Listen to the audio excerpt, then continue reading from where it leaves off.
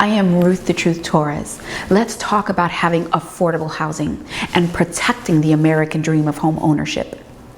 On my website, when you see this pink text, those are links. If you click on the links, it will take you to the facts that support everything that I say.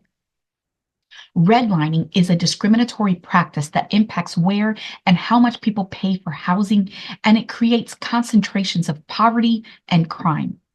Although illegal, this still exists, with banks and developers reaping billions in tax benefits every year while violating federal law, which has now been overhauled under the Biden administration.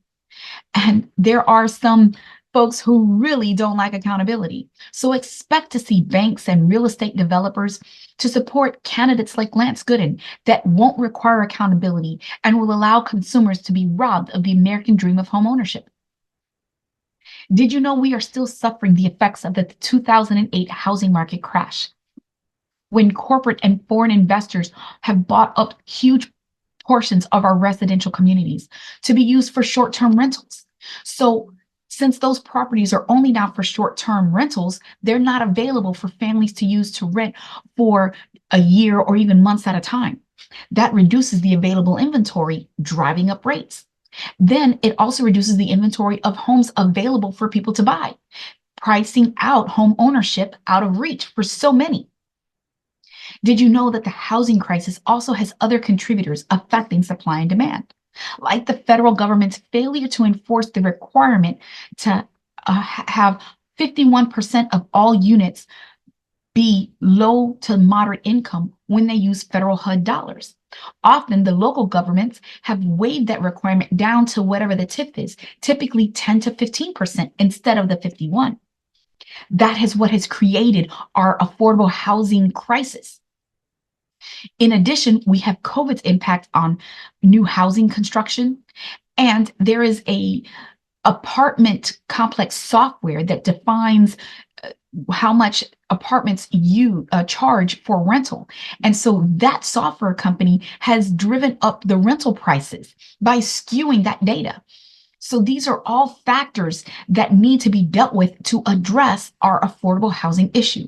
And I'll work for bipartisan support to stop rental price gouging and the commercialization of our residential communities, from hedge fund investors and foreign entities controlling the market share by supporting the Hedge Fund Control of American Homes Act.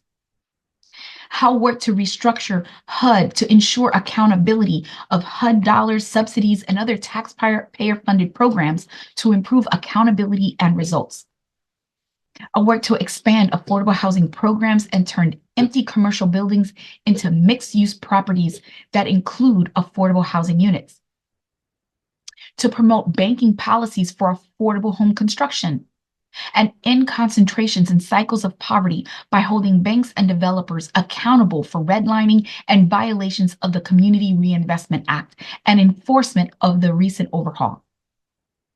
We'll also look to implement other ideas from the North Texas Regional Housing Assessment, which I was involved with. It was a 2-year project that provides practical recommendations to increase affordable housing while addressing the continued effects of redlining and segregation.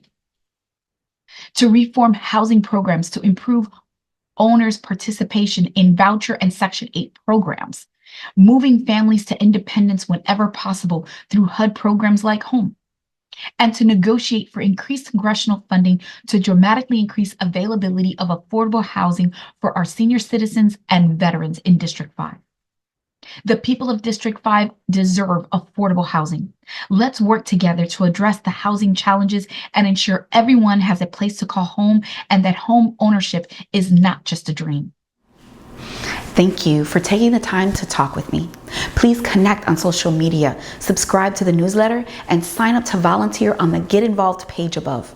I look forward to connecting with you and seeing you vote for Ruth the Truth Torres for U.S. Congress, Texas District 5, allowing me to work for the policies you deserve.